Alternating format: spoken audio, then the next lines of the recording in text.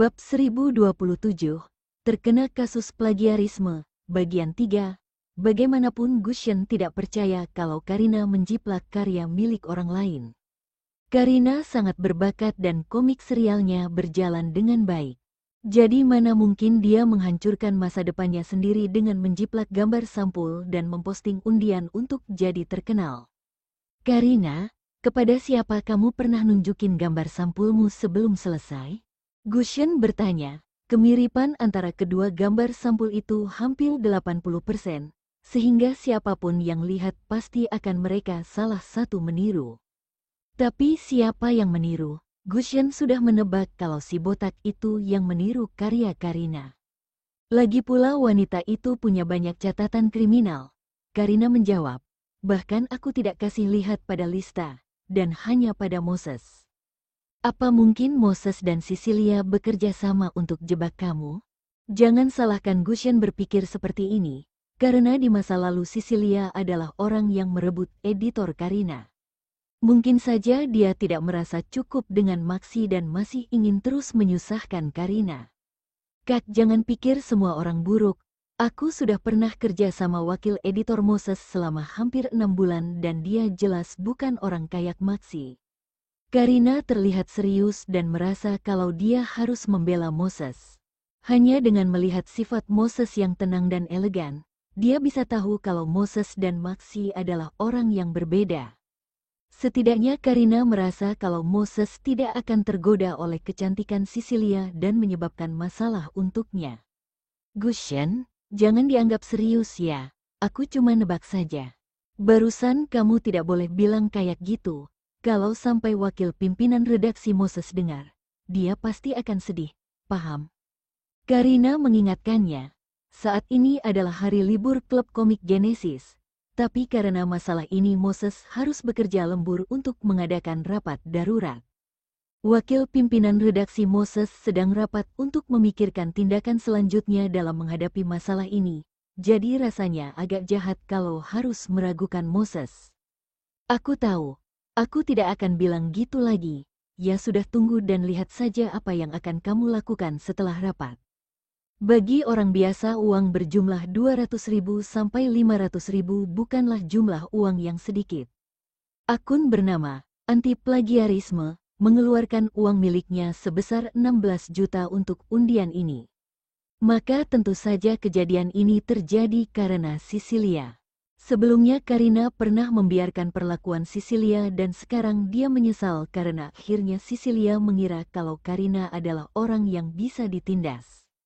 Gushen menjawab, aku tahu, lalu dengan senang hati menelepon kakak mereka. Ada postingan yang menandai Karina dan sekilas diketahui kalau ada seseorang yang sengaja melakukan ini dan intuisinya mengatakan bahwa ini adalah perbuatan Cecilia.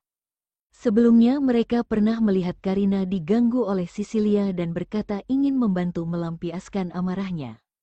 Tapi adiknya itu terlalu baik dan tidak peduli dengan wanita itu.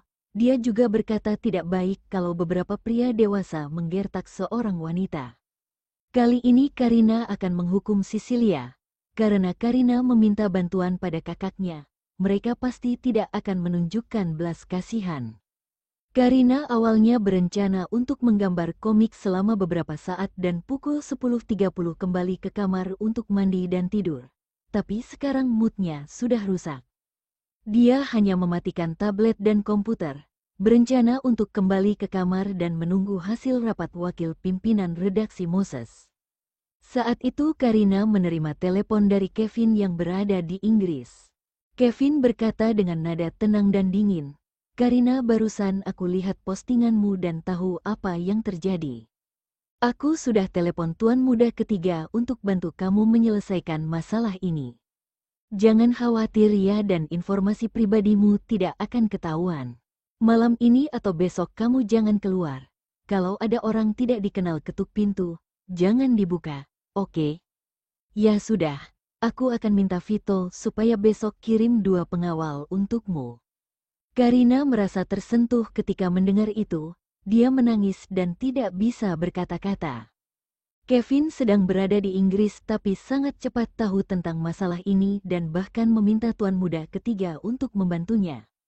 Dia tersedak dan berkata, Kevin, aku sudah minta Gushen untuk menelepon kakakku yang lain dan mereka akan urus ini, jadi jangan merepotkan tuan muda ketiga.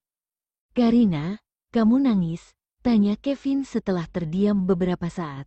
Awalnya Karina tersentuh karena respon Kevin begitu cepat ketika dia tahu kalau Karina dimaki di Instagram, tapi akhirnya dia tidak bisa menahan air matanya. Karina menangis dan berkata, Kevin, aku kangen kamu. Karina, seminggu lagi aku kembali. Aku sudah pesan tiket dan akan kembali Jumat depan, tunggu aku di rumah ya. Kevin berulang kali menekankan kapan ia akan kembali dan mencoba menenangkannya. Ya, Karina menjawab dengan suara serak, kemudian berkata untuk menghiburnya. Kamu jangan khawatir soal masalah ini, aku tidak lemah kok. Aku juga tidak menjiplak gambar sampul Sisilia. Aku orang yang jujur dan tidak takut pada mereka. Apalagi kakak bantu aku, jadi kamu tenanglah dan cepat kembali. Karina yang berbicara sendiri tapi dia juga tertawa. Kenapa aku seperti orang yang mengunjungi narapidana di penjara ya? Seperti kamu sedang jadi tahanan dan aku berada di luar jendela memegang tanganmu dengan erat. Lalu aku kasih tahu padamu, Kevin, jalani rehabilitasi dengan baik ya supaya kamu cepat keluar. Aku terlalu berimajinasi. Di sisi lain telepon, Kevin yang berada di Inggris mendengar kata-katanya dengan wajah muram. Tapi dia menghela nafas lega ketika mendengar Karina tertawa. Dia berbicara dengan santai. Kalau aku melakukan rehabilitasi dengan baik, terus gimana denganmu? Apa yang kamu lakukan di luar? Aku menjalani kehidupan yang boros dan memakai semua uang hasil jerih payahmu untuk cari berondong gitu deh. Karina bercanda. Karina, Kevin menggertakkan gigi dan mengancamnya. Tunggu aku, ya. Aku tunggu kamu kembali. Nada suaranya agak arogan, seolah-olah memikirkan sesuatu dan mengubah topik. Oh, ya, nanti kamu mau pakai kondom jenis apa? Kevin terkejut mendengar perkataannya sampai ponsel yang ada di tangan hampir terlepas dan jatuh ke lantai. Bab 1028, terkena kasus plagiarisme, bagian 4. Kevin terkejut mendengar perkataannya sampai ponsel yang ada di tangan hampir terlepas dan jatuh ke lantai. Hening selama beberapa saat, akhirnya dia berbicara, Karina, kamu mabuk ya? Hehe, coba tebak. Karina hanya ingin bercanda dan langsung mengakhiri panggilan tanpa memberi Kevin kesempatan berbicara lagi. Dia berbaring di tempat tidur dan sejenak memikirkan pria yang berada di Inggris. Ketika memikirkannya, Karina hampir tidur tapi tiba-tiba di kamarnya yang sunyi ponselnya berdering. Dia mengangkat ponselnya dan melihat bahwa yang menelepon adalah wakil pimpinan redaksi Moses. Wakil pimpinan redaksi Moses, bolehkah aku tanya apa hasil rapat tadi? Moses memberitahu hasil dari rapat. Karina, solusi paling menguntungkan yang dibahas saat rapat tadi. Karena kamu dan Sisilia adalah komikus klub komik kami. Kami akan membuat klarifikasi di akun Instagram kami bahwa kalian tidak menjiplak satu sama lain. Sampul komik kali ini memang seri baru dari klub kami dan nanti akan ada satu komik yang diterbitkan lagi. Sampulnya juga hampir sama. Karina terdiam setelah mendengarkan itu. Solusi seperti itu mungkin bisa menjadi hal yang menguntungkan juga merugikan untuk klub komik Genesis. Tapi, setelah berpikir dan merenung, akhirnya Karina berbicara dengan lembut. Moses, aku mau tanya, kenapa sampul milikku mirip banget sama punya Sisilia? Bukannya klub sudah memeriksa? Bisa dibilang sampul itu hasil usahaku dan kamu. Bahkan aku juga tidak tahu kalau tanggal penerbitan komik Sisilia sudah diterbitkan. Sebelum itu Moses tidak memberitahu Karina tentang gaya seri sampul komik. Tapi Karina tidak menjiplak karya Sisilia. Semakin dia memikirkannya, semakin dia bisa menebak. Karina berhenti sejenak dan berkata lagi, Moses, kamu adalah wakil pimpinan redaksi klub Genesis. Meskipun kamu tidak ada kaitannya dengan komik Sisilia, tapi setelah pencetakan buku seharusnya kamu tahu. Tapi kenapa sampulku sangat mirip dengan sampul Sisilia? Kamu tidak pernah bahas ini padaku. Kalau aku tahu, aku tidak akan pakai gambar sampul ini. Moses, jangan salah paham, aku tidak meragukan kemampuanmu, aku cuma agak bingung. Barusan Moses hanya memberitahunya tentang solusi yang dibahas saat rapat. Tapi sejak awal dia tidak menyebutkan alasan kenapa sampul komik miliknya sangat mirip dengan milik Sisilia dan apa alasannya. Kalau ditanya seberapa mirip kedua sampul komik itu, ini seperti menyalin keseluruhannya, bahkan posenya pun sama persis dan hanya memakai background yang berbeda. Karina, aku mau kasih tahu dengan jujur. Aku tidak suka komikus Sisilia dan setelah komiknya dicetak, aku tidak menerima komik fisiknya. Ada masalah internal klub komik, tapi aku belum bisa kasih tahu kamu. Aku harap kamu ngerti, kata Moses dengan agak merasa bersalah. Tapi aku janji kamu tidak akan dituduh sebagai plagiat. Tapi kenyataannya sekarang di Instagram, mereka memanggilku plagiat. Kata Karina.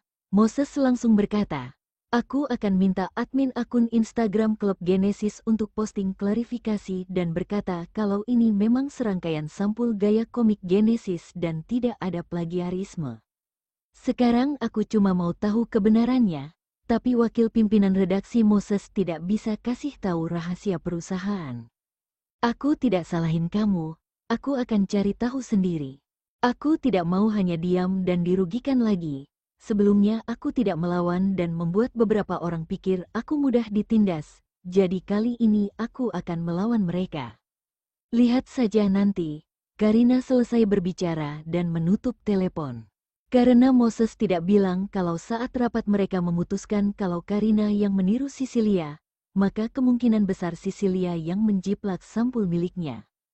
Tapi komik fisik Sisilia sudah dicetak dan jelas tidak mungkin klub komik akan memberitahu semua orang kalau Sisilia menjiplak karya Karina.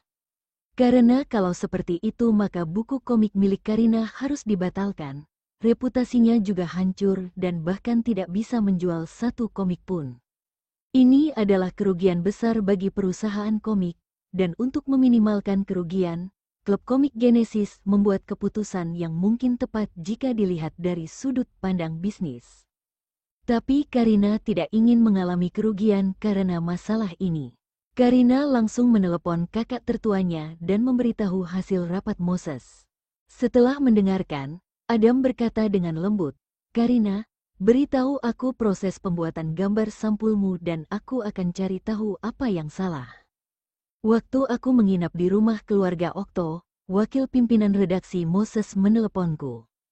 Dia bilang bahwa masalah penerbitan komik sudah hampir selesai, tapi sampul dan beberapa ilustrasi ada yang hilang. Karena itu aku bergegas kembali untuk gambar sampul dan ilustrasi. 2 hari kemudian aku kirim prototipe sampulnya ke email Moses dan aku lanjut gambar ilustrasi. Setelah itu aku diskusi dengan Moses untuk memperbaiki gambar sampul dan beberapa ilustrasi. Dan butuh sekitar 17 hari sampai aku diberitahu Moses kalau gambar sampul sudah ditentukan, semua itu melalui email. Karina menjelaskan dengan sangat detail. Dia berkata lagi, aku sih tidak berpikir kalau Moses yang membuat sampul buku milikku sama kayak punya Sisilia. Adam terdiam dan berpikir sejenak, dan tidak berkomentar tentang hal ini. Dia berkata, kalau gitu jadi ada 2 kemungkinan. Pertama, bisa jadi saat itu ada yang hack email Moses sehingga prototipe sampul kamu bocor dan Sisilia melihatnya. Bukankah pimpinan redaksinya adalah Maxi, jadi dia memakai sampul komikmu dan sedikit mengubahnya.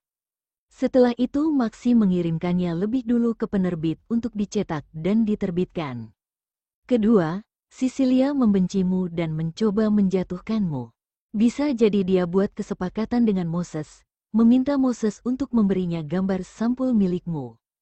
Tapi Moses tidak memberitahumu tentang ini dan kemudian hari ini terungkap bahwa kamu meniru sampul komik Sisilia. Orang yang suka mencuri karya milik Karina dan memfitnah kalau dia yang menirunya, maka orang ini benar-benar sangat memalukan dan sangat membencinya. Sepertinya kemungkinan pertama itu yang lebih masuk akal, kata Karina. Bagaimanapun dia merasa kalau Moses tidak sama seperti Maxi. Karina, kamu tidak meniru sampul Karina. Jangan khawatir, kakak pasti akan bantu bersihkan namamu. Buktikan kamu tidak bersalah dan akan mengungkapkan siapa yang fitnah kamu. Adam berkata menenangkannya. Meskipun kakak-kakaknya tidak mau menggertak orang itu, tapi mereka tidak akan membiarkan orang itu menjadi sombong.